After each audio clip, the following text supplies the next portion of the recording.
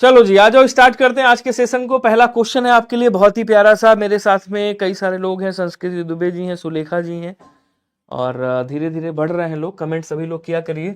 श्रृंखला की कड़ियां किसकी रचना है बताइएगा, जल्दी से आंसर करेगा। अगर प्रेमचंद की बात करें तो इनकी कई सारी रचनाएं हैं, जैसे गबन है, गोदान है, याद रखिएगा गोदान है इनकी, कर्मभूमि है, लिख देता हूं कई लोगों को नहीं पता है, कर्मभूमि है, रंगभूमि है, क्या बोलेंगे कहीं सर, रंगभूमि है, ईदगाह है इनकी, याद रखिएगा ईदगाह, ठीक है ना, ईदगाह याद रखिएगा, नमक का दरोगा याद रखिएगा, नमक का दरोगा, नमक का दरोगा याद रखिएगा, मानसरोवर इनकी याद रखिएगा, मानसरोवर, मानसरोवर याद रखिएगा, और क्या बोलते हैं आपका सेवा सदन, सेवा सदन याद रखिएगा इनकी, ठीक है ना, और दो बैलों की कथा याद रखिएगा, दो बैलों की कथा, दो बैलों की कथा याद रखिएगा, बड़े घर की बेटी याद रखिएगा, बड़े घर की बेटी, ये सब इन्हीं की रचनाएं हैं, ठीक है। जयशंकर प्रसाद जी की अगर बात करें तो इनकी कई सारी रचनाएं हैं, ग्राम है, आंसू है, तितली है, झरना है, लहर है, बता चुका हूँ। श्रृंखला के कड़िया हो गई, ठीक है ना, और क्या बोलते हैं आपकी स्मृति की रेखाएं हो गई, स्मृति की रेखाएं याद रखिएगा, स्मृति की रेखाएं, अतीत के चलचित्र याद रखिएगा, अतीत के चलचित्र, चलचित्र किसकी रचना है। अच्छा, और क्या बोलेंगे, मेरा परिवार, मेरा परिवार याद रखिएगा इनकी रचना है, गिल्लू इनकी रचना है, गिल्लू याद रखिएगा, नीरजा एक इनकी रचना है, नीरजा एक इनकी रचना, निहार है याद रखिएगा, निहार, सांदगीत याद रखिएगा, सांदगीत, सांदगीत करके एक रचना है इनकी, दीप शिखा एक रचना है याद रखेंगे, दीप शिखा, ये सब किसकी रचनाएं हैं, ये सब महादेवी वर्मा की रचनाएं हैं। और ये जो श्रृंखला की कड़िया है ये भी किसकी है, बोलो सर ये भी आपके महादेवी वर्मा जी की ही है, याद रखेंगे, ऑप्शन नंबर सी राइट हो जाएगा। क्वेश्चन अगला कह रहा है, सर जी आपका आशीर्वाद चाहिए, 25 मई को मेरा यूपीएससी का एग्जाम है। अच्छा जी, स्वागत है आपका, बढ़िया से अच्छे से करिएगा, और मेरे जो है ऊपर वाले से प्रार्थना करूंगा आपका चयन जल्दी से हो जाए। दिए गए विकल्पों में से कौन सी रचना नागार्जुन साहब की है, इसमें से बताइएगा। नागार्जुन साहब जिन्होंने बाबा बटेश्वर नाथ लिखा है, बाबा बटेश्वर नाथ, बाबा बटेश्वर नाथ लिखा है, इनकी एक रचना है रतिनाथ की चाची, रतिनाथ की चाची, चाची याद रखिएगा। इनकी एक रचना है जिसका नाम है पत्रहीन नग्नगाक्ष, पत्रहीन नग्नगाक्ष, इसके लिए इनको मिला है साहित्य अकादमी पुरस्कार, साहित्य अकादमी पुरस्कार भी आपको मिल चुका है, ठीक है। बापू किसकी रचना है, बोलो सर बापू दिनकर साहब की रचना है, याद रखिएगा, रामधारी सिंह दिनकर, रामधारी सिंह दिनकर साहब की रचना है, कौन सी आपकी, बापू याद रखेंगे, ठीक है। हिमतरंगिणी किसकी रचना है, ये माखनलाल चतुर्वेदी साहब की है, माखनलाल चतुर्वेदी साहब की है, ध्यान रखेंगे, चतुर्वेदी है। उसके बाद ठंडा लोहा किसकी है, ये आपके क्या नाम है इनका, ठंडा लोहा किसकी है जरा कमेंट करके बताना। नागार्जुन साहब की ये भस्मांकुर रचना है, क्या है, बोलो सर ये जो भस्मांकुर रचना है ये किसकी है, बोलो सर ये नागार्जुन साहब की है, याद रखिएगा, क्लियर है। ठंडा लोहा किसकी रचना है, आप सब लोग कमेंट करके बताएंगे। क्लास रुक रही है, क्या बात कर रहे हो, किसके किसके मोबाइल या लैपटॉप में क्लास रुक रही, बताइएगा। और मैंने आपसे जो क्वेश्चन पूछा है वो भी बताइएगा, ठंडा लोहा किसकी रचना है, कमेंट करके बताएंगे सभी लोग। ठंडा लोहा किसकी रचना है, कमेंट करके बताइएगा जल्दी जल्दी। कह रहा उत्तम पुरुष शैली में लिखा जाने वाला पत्र कौन सा है भैया, जो उत्तम पुरुष शैली में लिखा जा रहा हो, परिपत्र, कार्यालय ज्ञापन, कार्यालय आदेश, अर्ध सरकारी पत्र, या इनमें से कोई नहीं। देखिए परिपत्र और आपका जो कार्यालय ज्ञापन आदेश है और कार्यालय ज्ञापन है, ये सब आपके अन्य पुरुष शैली में लिखे जाते हैं। किसमें लिखे जाते हैं, अन्य पुरुष शैली में लिखे जाते हैं, याद रखिएगा, अन्य पुरुष शैली में लिखे जाते हैं, शासकीय पत्र है। लेकिन ये जो आपका अर्धशासकीय पत्र है ये कैसा रहता है, बोलो सर ये आपका उत्तम पुरुष शैली में रहता है, उत्तम पुरुष शैली में रहता है। और यहाँ पे आपका मित्रवत पत्राचार होता है, और ये एक तरह से अनौपचारिकता होता, औपचारिक ही है लेकिन ये अनौपचारिकता इसमें दिखाई देती है ये शासकीय पत्र ही। वेरी गुड, क्या बोलेंगे, ठंडा लोहा किसकी है, ठंडा लोहा, 7 गीत वर्ष, ये सब आपके क्या नाम है इनका, धर्मवीर भारती साहब की रचना है। कौन है भाई, धर्मवीर भारती, धर्मवीर भारती साहब की रचना है। ध्यान रखिएगा। 7 गीत वर्ष, कनुप्रिया, ठंडा लोहा, 7 सूरज का 7वां घोड़ा, चांद और टूटे लोग, स्वर्ग और पृथ्वी, ये सब उन्हीं की है। कह रहा कि अर्ध सरकारी पत्र के बारे में कौन सा कथन गलत है। अर्ध सरकारी पत्र के बारे में कौन सा कथन गलत है, आपको ये कथन गलत वाला बताना है। इसमें पाने वाले को पदनाम से संबोधित किया जाता है। ऊपर संस्था या कार्यालय के नाम, स्थान आदि का उल्लेख होता है। यथा स्थान, दिनांक और क्रमांक का उल्लेख होता है। ऊपर बाईं ओर प्रेषक का नाम और पदनाम लिखा जाता है। देखो साहब, ये आपका क्या है, अर्ध सरकारी पत्र है, ठीक है। कह रहा है ऊपर बाईं ओर, ऊपर बायां किधर है, बोलो सर बायां इधर, ऊपर बाईं ओर क्या लिखा जाता है, प्रेषक का नाम लिखा जाता है, ठीक है। प्रेषक का नाम और उसके बाद उसका पदनाम वगैरह आप लिख सकते हो, ठीक है। उसके बाद कह रहा है यथा स्थान, दिनांक और क्रमांक लिखा जाता है, तो क्रमांक ऊपर लिखा जाएगा, उसके बाद दिनांक इधर लिखा जाएगा, ठीक है। उसके बाद कह रहा है कि ऊपर संस्था या कार्यालय के नाम, स्थान आदि का उल्लेख होता है, बिल्कुल यहां पे होता है। कह रहा है इसमें पाने वाले को पदनाम से संबोधित किया जाता है, बिल्कुल नहीं। अर्धशासकीय पत्र है, इसमें ऐसे संबोधित किया जाता है, मेरे प्रिय, मेरे प्रिय जो भी नाम हो, जैसे इनका नाम है मनीष, मैंने कहा मेरे प्रिय मनीष, ऐसे लिख दिया, तो इसमें ऐसे शब्दों का प्रयोग किया जाता है, याद रखिएगा। अर्थात आंसर आपका ऑप्शन नंबर क्या हो जाएगा, ए वाला राइट हो। पदनाम से संबोधित नहीं करते हैं, क्लियर है। अगला क्वेश्चन क्या कह रहा है, देखिएगा, गुनाहों का देवता उन्हीं की है, धर्मवीर भारती की। वाच्य की दृष्टि से असंगत विकल्प आपको बताना है कि वाच्य की दृष्टि से कौन सा असंगत है, ठीक है। क्वेश्चन कह रहा कि डाकिया डाक वितरित करता है। अब डाकिया क्या है, आपको सर डाकिया करता है, और देखो कर्ता के साथ में कोई विभक्ति नहीं लगी है, तो जब कर्ता के साथ कोई विभक्ति ना लगी हो वहां कर्तृवाच्य होता है। बोले सर बात तो सही कह रहे हो, कोई दिक्कत नहीं भाई। कह रहा दीपावली अक्टूबर नवंबर में मनाई जाती है, तो दीपावली क्या हो गया, त्योहार है और ये कर्म है। उसके बाद कह रहा अक्टूबर नवंबर में मनाई जाती है, मनाई जाती है क्या है, क्रिया हो गई। तो जब कर्म हो और क्रिया हो, ना कर्ता हो ना कोई विभक्ति हो, कर्म हो और क्रिया हो, तो वहां क्या होता है, बोले सर वहां कर्मवाच्य होता है। कहेंगे सर सही है। फिर कह रहा है मुझसे दरवाजा, वृद्ध जन से चला नहीं जाता। वृद्ध जन क्या है, कर्ता है, कर्ता के साथ से विभक्ति लगी है। उसके बाद देखो अकर्मक क्रिया है, तो जब से विभक्ति हो कर्ता के साथ, अकर्मक क्रिया हो, भाववाच्य होता है। बोले एकदम होता है। फिर सर गलत कौन सा है, आप देखोगे ये गलत है। पूछो कैसे गलत है, कह रहा मुझ क्या है, देखो कर्ता है, कर्ता के साथ में से विभक्ति लगी है। दरवाजा क्या है, कहेंगे सर कर्म है। खोला नहीं जाता, ये नहीं खोला जाता, ये क्रिया है। तो जब कर्ता के साथ से विभक्ति हो, कर्म हो और क्रिया हो, तो वहां क्या होता है, बोलो सर वहां पे आपका कर्मवाच्य होता है। याद रखेंगे कौन सा वाच्य होता है, आप कहोगे सर कर्मवाच्य होता है। ऑप्शन नंबर ए वाला आपका क्या हो जाएगा, राइट आंसर होगा। क्या सभी का ए आया है, नहीं आया है। निम्नलिखित में से कौन सा वाक्य कृतवाच्य के उदाहरण से संबंधित है, जिसमें कृतवाच्य है वो बताइएगा, अच्छे से पढ़िएगा, मैं क्वेश्चन पढ़ता हूं। सुनैना नृत्य करती है, अंजना से बैठा नहीं जाता है, जया से कुछ कहा नहीं जाता है, और रमेश ढोलक बजाता है, अभिनव शतरंज खेलता है। देखो साहब कृतवाच्य पूछ रहे हैं, सुनैना करता है, कर्ता के साथ देखो कोई विभक्ति नहीं है, अंजना के साथ यहां से विभक्ति है, जया के साथ यहां से विभक्ति है, रमेश करता है, कर्ता के साथ कोई विभक्ति नहीं है, अभिनव करता है, कर्ता के साथ कोई विभक्ति नहीं है। मतलब एक ये हो गया, एक ये हो गया, एक ये हो गया, ये तीनों क्या है, ये तीनों आपके कृतवाच्य। ध्यान रखिएगा। कह रहा कि जया से कुछ कहा नहीं जाता, तो जया से कुछ कहा नहीं जाता भाववाच्य है, कहना कर्मक क्रिया है, भाववाच्य। उसके बाद कह रहा अंजना से बैठा नहीं जाता, ये भी भाववाच्य, ये दोनों भाववाच्य हो गए। कि बात किसकी कर रहा है, कर्तवाच्य की। तो पहला ए डी और ई कहां पे, ए डी और ई, आंसर आपका सी वाला राइट होगा। क्या सभी का सी आया है, वेरी गुड जी। आपके आंसर नहीं आते, आंसर किया करो यार। निम्नलिखित में से अशुद्ध वाक्य कौन सा होगा, जरा बताइएगा।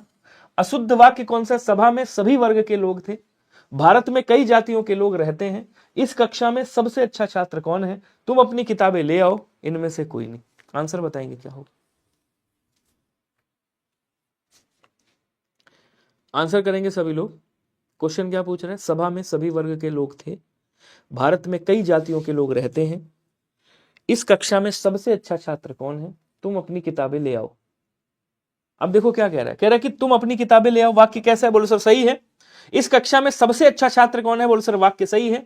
भारत में कई जातियों के लोग रहते हैं, ये भी वाक्य सही है। यहां कह रहा है सभी, तो सभी के साथ वर्ग नहीं आएगा, फिर क्या आएगा सर, सभी के साथ वर्गों आएगा। आप क्या बोलोगे? आप यहां बोलोगे सभी वर्गों के लोग, बहुवचन क्रिया बनेगी, वर्गों के लोग थे। तो आंसर आपका ऑप्शन नंबर ए वाला क्या होगा? राइट हो जाएगा। बिल्कुल नहीं, उर्वशी काव्य जो है, देखो गलत कर रहे हो यहां पे। उर्वशी काव्य है, ये है रामधारी सिंह दिनकर का, जिसको 1969 में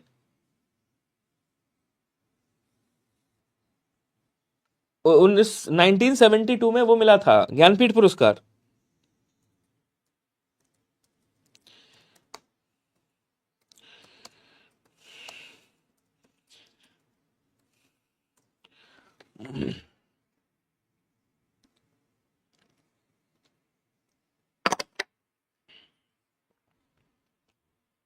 देखो मैंने आपको ये बताया था कि एक है उर्वशी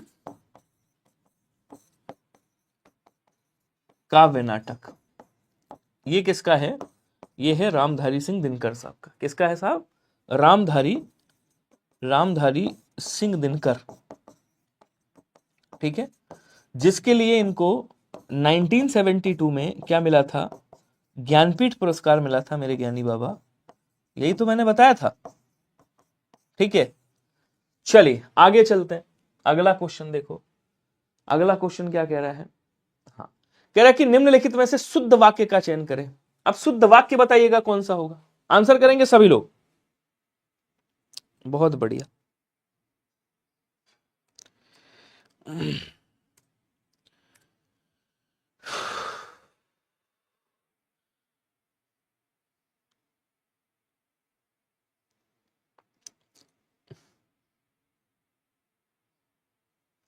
उर्वशी महाकाव्य है दोस्त, उर्वशी महाकाव्य है, काव्य है, काव्य नाटक है, महाकाव्य है, यही तो बताया था।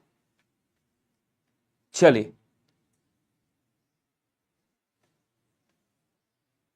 अरे यार 1972 में मिला था ज्ञानपीठ भैया। स्पीड ब्रेक जी, ब्रेक लगाओ थोड़ी सी।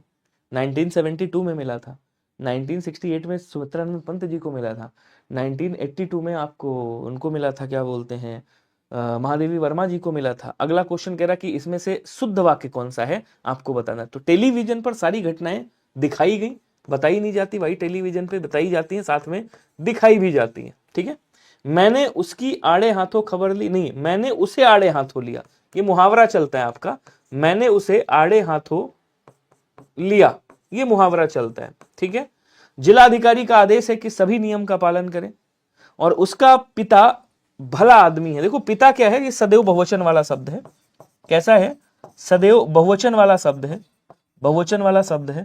तो यहाँ पे उसका नहीं आएगा, यहाँ पे आएगा उसके, उसके पिताजी, उसके पिता भले, यहाँ भला नहीं होगा क्योंकि पिताजी आदरणीय है, तो भले होगा।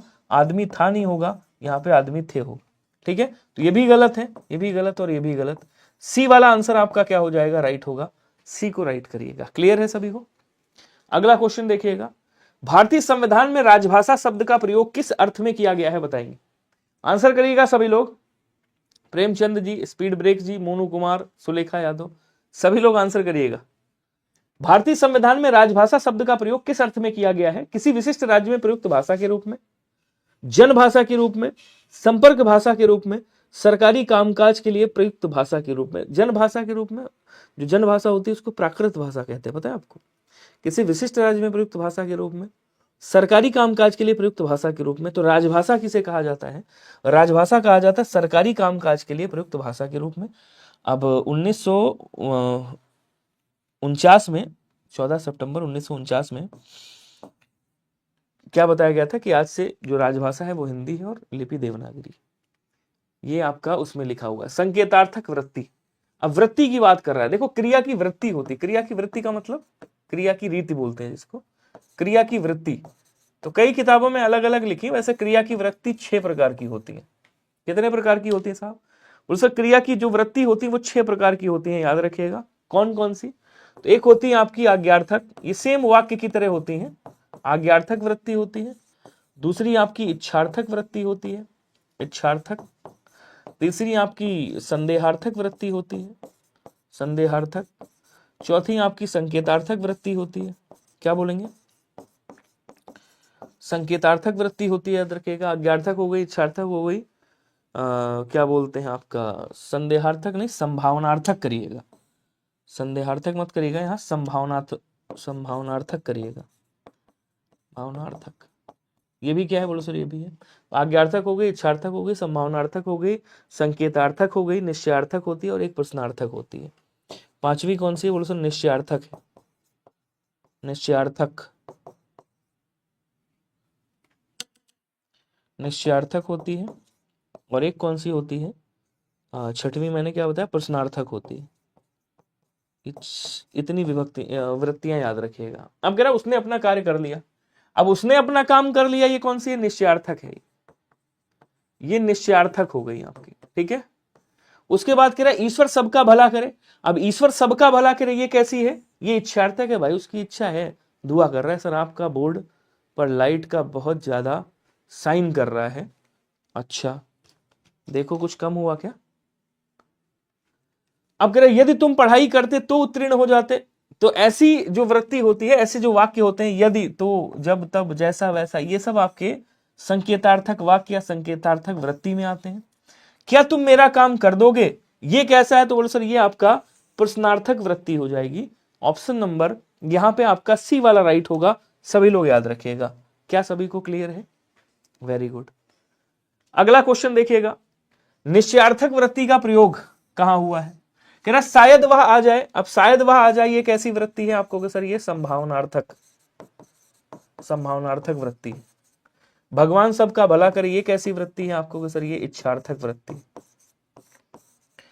बच्चे ने पुस्तक पढ़ ली, ये कैसी है, बच्चे ने पुस्तक पढ़ ली है और हमें सदैव सच बोलना चाहिए, हमें सदैव सच बोलना चाहिए, ये आपकी बच्चे ने पुस्तक पढ़ ली है, ये क्या हो जाएगी, आपकी निश्चयार्थक वृत्ति हो जाएगी, ठीक है। और प्रश्नार्थक, निश्चयार्थक या आज्ञार्थक, बोलना चाहिए, ये आपकी आज्ञार्थक में हो जाएगी। ये किस में आ जाएगी, आज्ञार्थक में, हमें सदैव सच बोलना चाहिए, ठीक है। आज्ञा या रिक्वेस्ट कर रहा हो जहां पे। किस वाक्य में निपात का प्रयोग नहीं हुआ है बताइएगा। ये पूरा रिवाइज हो रहा है, सारे टॉपिक मैंने कवर किए हैं। चलिए, पुस्तक पढ़ ली है, अच्छा आंसर करिएगा।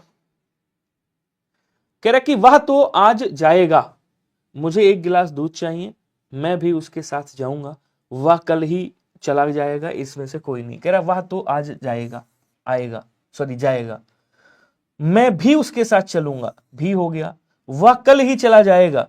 तो जहां पे वाक्य में बल दिया जा रहा हो, विशेषकर जब आपका एसआई हो गया, कांस्टेबल है, जूनियर असिस्टेंट है, यूपीएससी के जो पेपर हैं, उनमें जो वाक्य पूछे जाते हैं निपात वाले, वो ज्यादातर बलदायक होते हैं, ठीक है। हालांकि निपात के 9 प्रकार होते हैं, मतलब 9 भेद होते हैं, 9 प्रकार के होते हैं, एक तरीके के अव्यय ही होते हैं, लेकिन अव्यय के भेद में गिना नहीं जाता है इनको। आंसर आपका क्या होगा बोलो सर, बी वाला होगा, इसमें निपात का प्रयोग नहीं किया गया। ओके, अगला क्वेश्चन देखो। कह रहा सही विराम चिन्ह युक्त वाक्य कौन सा है बताएगा। गुरुवार 20 मार्च से परीक्षाएं प्रारंभ होंगी, वह नहीं जानता कि मैं क्या चाहता हूं, सूर्यास्त हुआ, आकाश लाल हुआ, पक्षी घोंसले में आए, लौट आए और धीरे धीरे अंधेरा फैलने लगा। आपको बताना है कि, और कह रहा वह ऐसा क्यों कहता है कि हम वहां नहीं जाएंगे। आपको बताना है इसमें से कौन सा वाला सही है। एक सही है, बाकी सारे गलत है।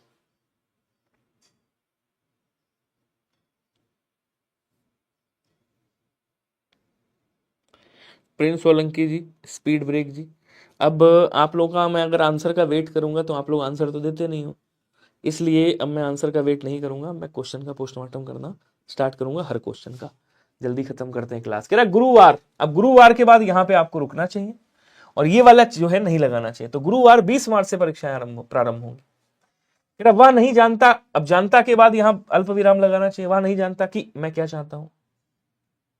सूर्यास्त हुआ, आकाश लाल हुआ, पक्षी घोंसले में लौट आए, पक्षी घोंसले में लौट आए, और ये नहीं आएगा यहाँ पे क्योंकि और लग गया ना, अव्यय लग गया, और धीरे धीरे अंधेरा फैलने लगा। कह रहा वह ऐसा क्यों कहता है। आंसर आपका डी वाला राइट होगा।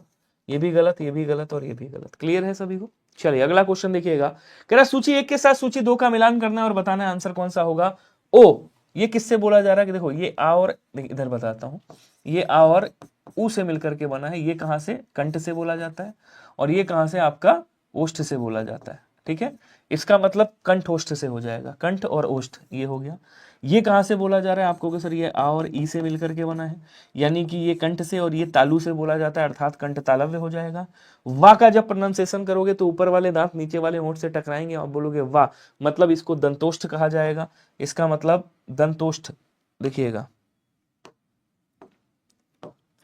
ये इससे हो गया, और उसके बाद आ जाओ, ये किससे होगा, ये दंतोष्ठ से हो जाएगा। और बचा कौन सा आपका, ये दंतोष्ठ, सॉरी ये हो गया आपका दंतोष्ठ से, और उसके बाद बचा कौन सा साहब, तो बचा आपका हाँ, ये कंठ से हो जाएगा। तो ए का चौथा कहाँ पे है देख लो, दोनों में है, ये कट गया ये कट गया। बी का क्या कह रहा है, बी का चौथा, सॉरी हाँ ए का चौथा, बी का तीसरा कहाँ पे है, यहाँ पे, ये वाला आंसर राइट हो जाएगा, बी वाला कर दीजिएगा आंसर। क्लियर है सभी को, बताइएगा। अगला क्वेश्चन कह रहा है कि नीचे दो कथन दिए गए हैं, बताइए कौन सा सही होगा। उपयुक्त कथनों के आलोक में निम्नलिखित विकल्पों में से सर्वाधिक उपयुक्त उत्तर चुनें और बताएं। रा है अंतस्थ व्यंजन वर्ण है, और कथन सेकंड कह रहा है ई का उच्चारण स्थान तालु होता है, तो ई जो है वो तालु वाला है, सही है। और कह रहा रा जो है अंतस्थ है, अंतस्थ कौन कौन से होते हैं भाई, या होता है, रा होता है, ला होता है और वाह होता है। और ई कहां से, उच्चारण स्थान तालु से है, बिल्कुल सही है। तो कथन 1 और कथन 2 दोनों सत्य हैं, दोनों सत्य हैं, 1 और 2 दोनों सत्य हैं। आंसर आपका सी वाला राइट होगा। आंसर कौन सा हो जाएगा, सी वाला राइट होगा, ध्यान रखिएगा। अगला क्वेश्चन कह रहा कि नीचे दो कथन दिए गए हैं, एक है हा है और उसके बाद ऊ है, इसमें बताइएगा, आलोक करिए और बताइए निम्नलिखित विकल्पों में से सर्वाधिक उपयुक्त उत्तर चुने और बताएं आंसर कौन सा होगा। जल्दी जल्दी आंसर करो। क्वेश्चन तो इजी लेवल है, बहुत टफ तो नहीं है जो आप लोग डर रहे हो। ये जो हा है ना, हा को क्या कहा जाता है, इसका दूसरा नाम काकल्य होता है।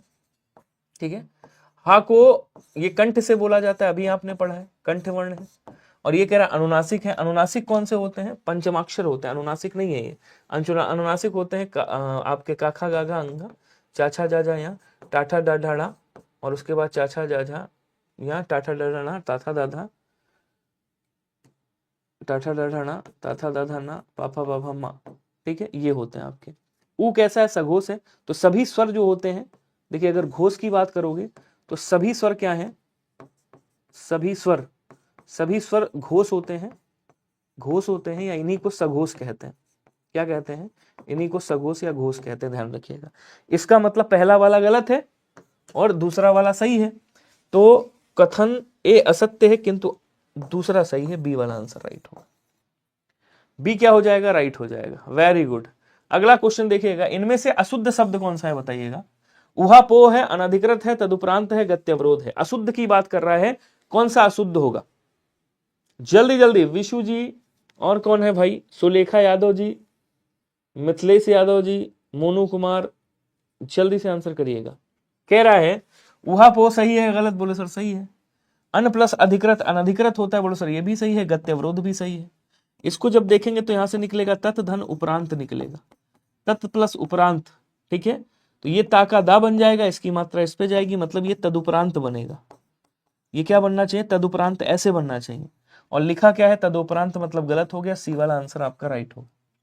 अगला कह रहा है किसी टूटी फूटी इमारत या बस्ती का बचा हुआ अंश क्या कहलाता है।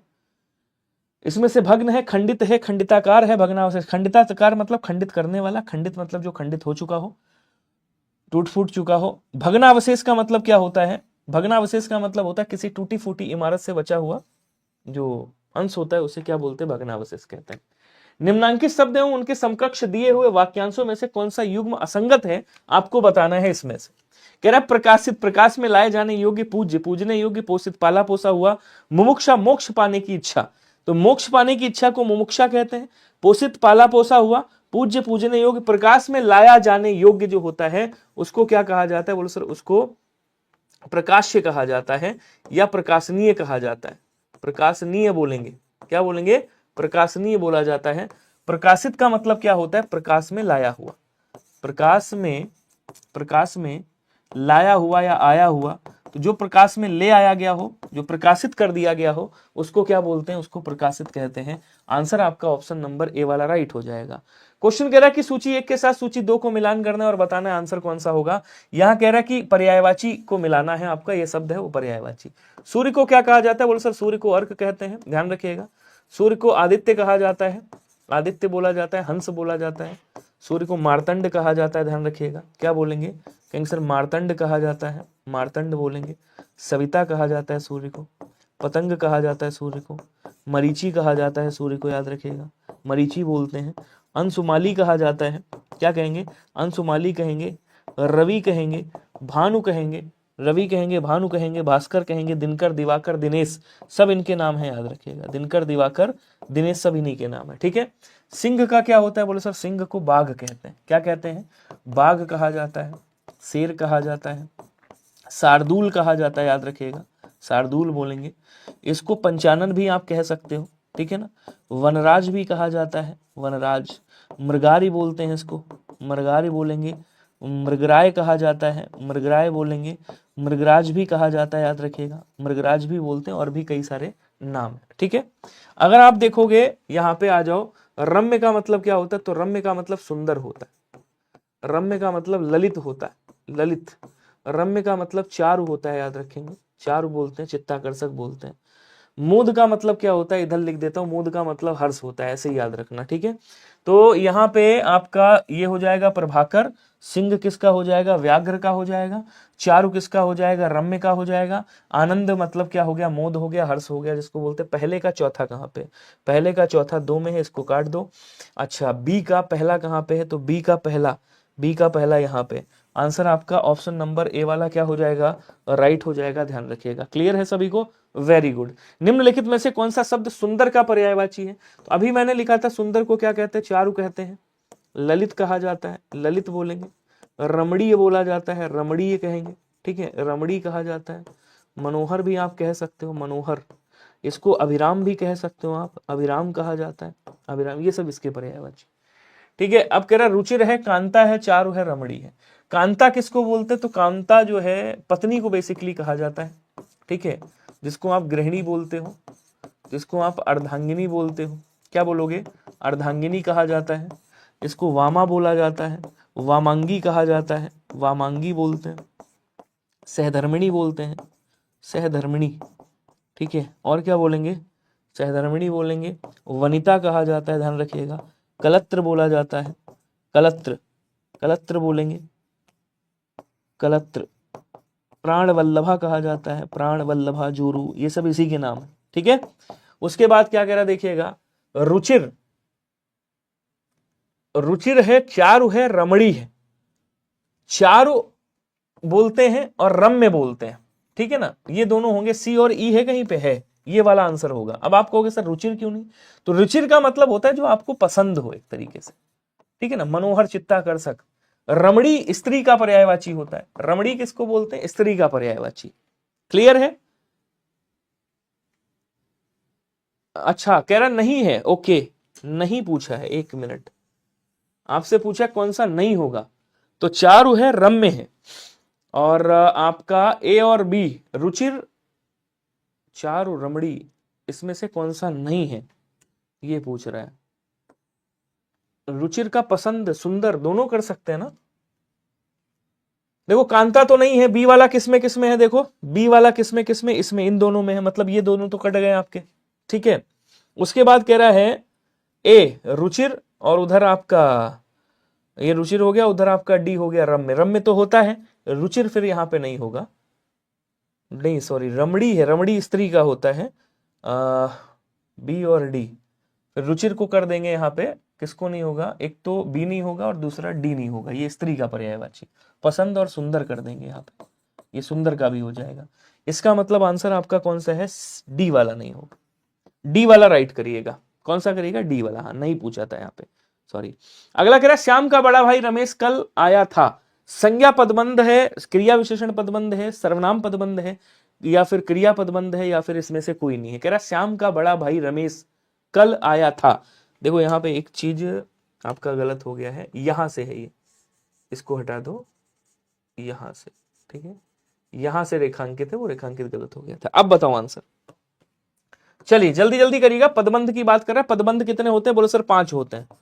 पदबंध कितने होते हैं? बोले सर पदबंध जो है 5 होते हैं। संज्ञा पदबंध, सर्वनाम पदबंध, क्रिया पदबंध, क्रिया विशेषण पदबंध, और एक आपका विशेषण पदबंध होता है। यहाँ पे एक कौन सा होता है? विशेषण पदबंध होता है। ये 5 पदबंध होते हैं, याद रखिएगा। और हमेशा याद रखेंगे, कह रहा श्याम का बड़ा भाई रमेश। रमेश यहाँ पे क्या है? आपको सर रमेश यहाँ पे संज्ञा है, इसकी विशेषता बता रहा है श्याम का बड़ा भाई, ये इसका विस्तारक है। तो चूंकि ये संज्ञा से बंधा हुआ पूरा पद है यहां तक, तो ये क्या हो जाएगा? बोलो सर ये संज्ञा पदबंध हो जाएगा। आंसर आपका ऑप्शन नंबर ए वाला क्या होगा? राइट हो जाएगा। क्लियर है सभी को? अगला कह रहा है इनमें से कौन सा विकल्प सरल वाक्य के अंतर्गत आता है, जरा बताइएगा। बस में खराबी थी इसलिए दुर्घटना हो गई। जहां भी दो उपवाक्यों के बीच में एक उपवाक्य है, एक उपवाक्य है, दो उपवाक्यों के बीच में और, किंतु, परंतु, तथा, एवं, अथवा, इसलिए ऐसे शब्द आ जाए तो वहां क्या होता है? आप कहोगे सर वहां पे संयुक्त वाक्य होता है। याद रखिएगा कौन सा वाक्य होता है? आप कहोगे सर संयुक्त वाक्य होता है। प्रधानमंत्री जी ने कहा कि जहां पे की आ जाए, छोटी की आ जाए, क्यों की आ जाए, जो सो, जैसा वैसा, जब तब, जितना उतना, ऐसे शब्द आ जाए, वहां क्या होता है? बोलो सर वहां पे आपका मिश्र वाक्य होता है। याद रखिए वहां क्या होता है? कहेंगे सर वहां पे मिश्र वाक्य होता है। याद रखिएगा। कह रहा छात्रों ने बहुत ओजपूर्ण स्वरचित कविता सुनाई, श्याम आया और मोहन चला गया। तो ये कौन सा हो गया? बोलो सर ये आपका संयुक्त वाक्य हो जाएगा। ये कौन सा होगा? संयुक्त वाक्य होगा। बचा कौन सा आंसर आपका? ये वाला बचा। छात्रा ने बहुत ओजपूर्ण स्वरचित कविता सुनाई, सी वाला आंसर आपका राइट होगा। क्या सभी को क्लियर है? बहुत बढ़िया। अगला कह रहा मिश्र वाक्य इसमें से कौन सा होगा, जरा बताइएगा। सतीश खाना खाकर उठा और हरीश खाना खाने बैठा, ये और लग गया, मतलब यहां क्या हो गया? बोलो सर ये संयुक्त वाक्य है। दो उपवाक्यों के बीच में और, किंतु, परंतु, तथा, एवं, लेकिन कुछ भी लग जाए। लड़के मैदान में एक सभा का आयोजन कर रहे हैं। देखो बीच में कोई भी योजक शब्द नहीं लगा है, इसका मतलब ये कौन सा हो गया? सरल वाक्य हो गया, ये साधारण वाक्य है। बहुत से छात्र पुस्तकालय में हिंदी व्याकरण की पुस्तक पढ़ रहे थे और, किंतु, परंतु, बंधु, कुछ ऐसा नहीं है, ये भी हो जाएगा। कह रहा प्रधानमंत्री जी ने कहा कि, तो जैसे की लग गया, ये क्या हो गया? आपका मिश्र वाक्य हो गया। ऑप्शन नंबर ए वाला राइट हो गया। रचना और प्रयोग के आधार पर दो प्रकार के वाक्य होते हैं। ठीक है। कृति नहीं पढ़ी, कृति नहीं पढ़ी, ये आपका कर्तृवाच्य होगा। प्रखर जी मैं बता देता हूं। आपने कहा कृति, अगर ये कृति वो है, क्या बोलते हैं, लड़की का नाम है, अगर यहां पे ये करता है, कृति नहीं पढ़ी, नहीं पढ़ी है। अगर आपने ये वाक्य लिखा या खाली कृति नहीं पढ़ी, क्या लिखा है आपने? अगर आपने ये उसमें आया है स्टोर कीपर वाले में, यहाँ पे कृति नहीं पढ़ी, कृति क्या है? आप कहोगे सर यहाँ पे ये करता है, ठीक है, और नहीं पढ़ी ये क्या है? आप कहोगे सर क्रिया है। इसको हटा दो, इसको भूल जाओ। जब कर्ता के साथ कोई विभक्ति ना लगी हो वहां कर्तृवाच्य होता है। यहां क्या होता है? बोलो सर कर्तृवाच्य होता है। याद रखिएगा। कह रहा मुखर बिंदु, मुखर बिंदु अर्थात मुखर बिंदु, इसको जब तोड़ोगे यहां से क्या निकलेगा? मुख निकलेगा। और उसके बाद क्या निकलेगा? आपको कहोगे सर अरविंद निकलेगा, अर्थात अरविंद के समान मुख। क्या बोलेंगे? अरविंद बोले तो कमल, कमल के समान मुख, या आप कह सकते हो कमल रूपी मुख, अरविंद रूपी मुख। नहीं, आंसर की देखो ना, आंसर की मैंने टेलीग्राम पे भेजी है, उसमें है आंसर की, है मेरे पास, जो मैंने आपको टेलीग्राम पे भेजी है। टेलीग्राम पे डाउनलोड कर लो, तो उसमें स्टोर कीपर वाला है, और मैंने शायद कराया भी है आपको, स्टोर कीपर वाले में आया है। तो उसमें कृतवाच्य है, आंसर की में भी है, क्योंकि यहाँ पे जो कृति है ना, वो मतलब लड़की के नाम से लिया गया है, मतलब कर्ता बताया गया है कृति को। ठीक है। चलिए, अगर आपने कहा कृति, चूंकि किसी का नाम है, और अगर कृति मतलब रचना आप कह रहे हो, रचना नहीं पढ़ी, तो रचना नहीं पढ़ी, फिर रचना यहाँ पे कर्म होगा, फिर कृत्य होगा, क्रिया होगी, तब वो कर्मवाच्य होता है। लेकिन यहाँ आपने पूरा वाक्य नहीं लिखा, यहाँ पे होगा कृति नहीं पढ़ी है, ये ऐसे वाक्य होगा। एक बार देख लूंगा, बाकी में वाक्य कैसा है मैं बता दूंगा, या तो अभी थोड़ा लास्ट में रुक जाना, मैं बता दूंगा निकाल के। तो यहाँ पे आपका कर्मधारय समास हो जाएगा, सी वाला आंसर राइट होगा। जिस समास में पहले शब्द के बाद कारक चिन्ह किसी ना किसी रूप में विद्यमान रहता है, उसे क्या कहते हैं, बताइएगा। जैसे आपने कहा यहाँ पे मृत्युंजय, आपने कहा मृत्युंजय, मृत्युंजय कह दिया, खेचर कह दिया, आपने वाचस्पति कह दिया, वाचस्पति, वाचस्पति कह दिया, आपने यहाँ पे युधिष्ठिर कह दिया, युधिष्ठिर, तो इसमें आप देख रहे हो सब में वाचस्पति वाच के पति हैं, जो वाक के पति हैं। खेचर मतलब आकाश में चलने वाला, मृत्युंजय मतलब मृत्यु पर विजय प्राप्त करने वाला। तो कहीं ना कहीं इसकी वो वसुंधरा हो गया आपका एक शब्द, वसु को धारण करने वाली। तो यहाँ पे आप देख रहे होगे मतलब किसी ना किसी रूप में विभक्ति होती है, जिसमें विभक्ति छिपे ना। आम मतलब नहीं, लुक मतलब छिपना, तो जिसमें विभक्ति विद्यमान रहती है, छुपती नहीं, अलुक तत्पुरुष कहा जाता है, याद रखिएगा। अगला क्वेश्चन देखिएगा कि किस वाक्य में अपादान कारक का प्रयोग किया गया है, प्रयोग नहीं किया गया है, सॉरी, इस पे ज्यादा ध्यान रखिएगा। मेरे से भी हो जाता है कि नहीं देख ही नहीं पाता हूं मैं। मेरे हाथ से घड़ी छूट पड़ी, अब मेरे हाथ से घड़ी छूट पड़ी मतलब छूटी है तो भाई अलग हुई होगी। अब अलग हुई है तो ये क्या हो गया आपको, सर अपादान हो गया।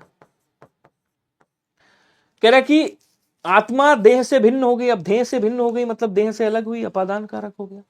कोयला खाद्यान्न से निकला, खाद्यान्न से निकला तो अलग हो गया, अपादान कारक हो गया।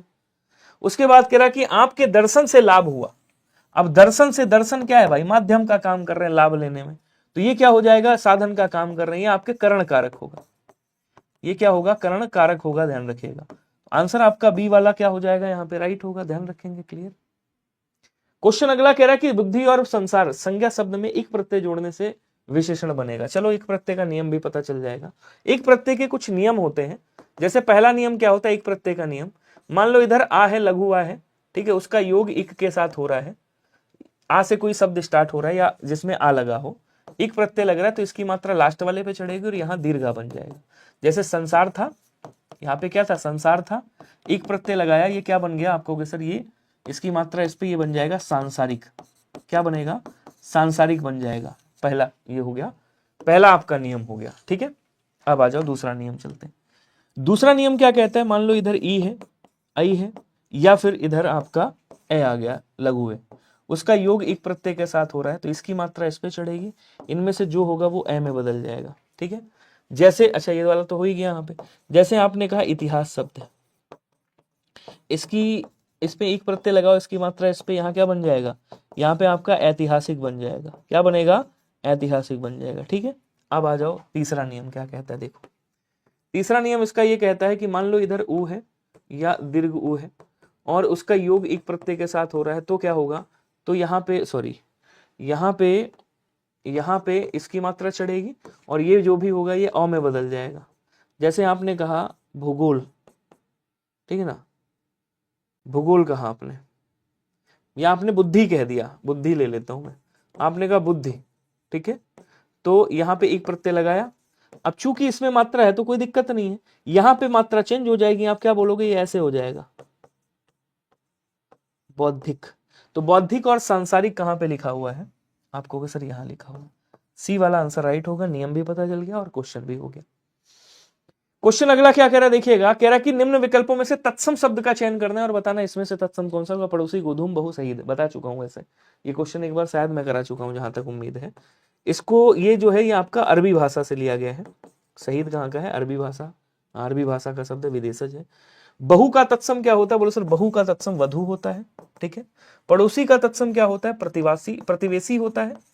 अगर प्रतिवेशी ऑप्शन में ना हो तो फिर प्रतिवासी करिएगा, ठीक है।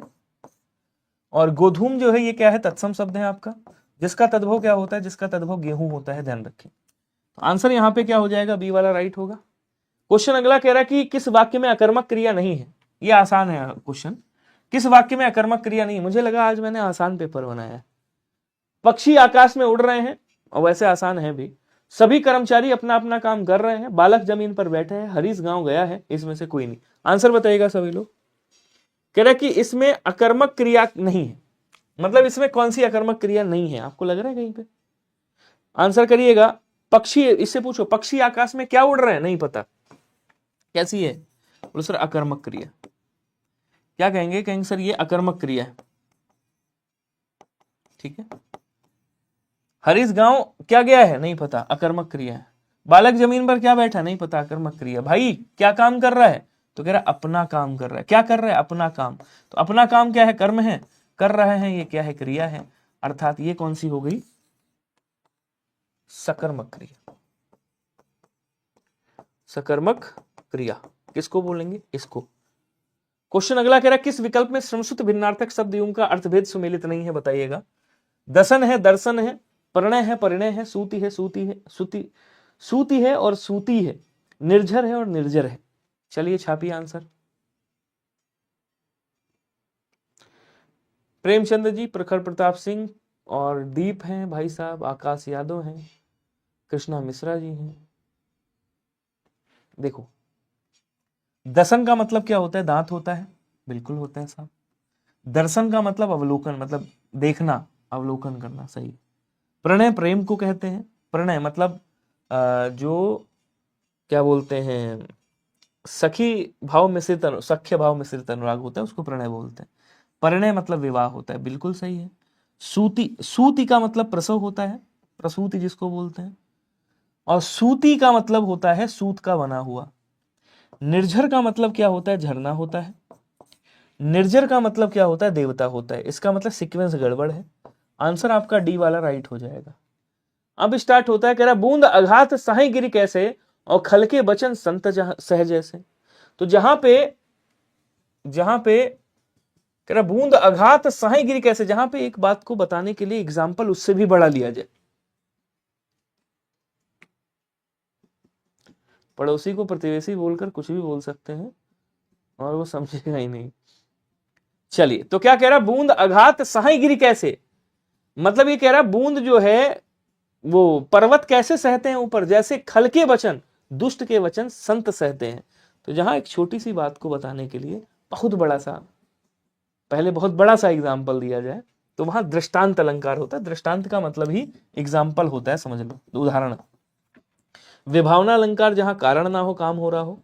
रूपक अलंकार जहां उपमेय को उपमान बता दिया जाए। उपमा अलंकार जहां सासी से सम समान सदृश ऐसे शब्द आ जाते हैं। अगला कह रहा मरण ज्वार के लेखक कौन है, जरा बताइएगा। आंसर करेंगे सभी लोग। कालिदास जी हैं, माखनलाल चतुर्वेदी जी हैं, भारतेंदु हरिश्चंद्र जी हैं, कृष्णा शौवती जी हैं। चलिए आंसर करेंगे सभी के सभी, थोड़ा सा स्पीड बढ़ाइएगा। देखो साहब, कालिदास की बात करोगे तो इनकी रचना कई सारी हैं, जैसे अभिज्ञान शाकुंतलम, याद रखिएगा, ये बीए में चलती है, ठीक है, अभिज्ञान शाकुंतलम। उसके बाद क्या बोलेंगे, रघुवंशम, रघुवंशम याद रखिएगा।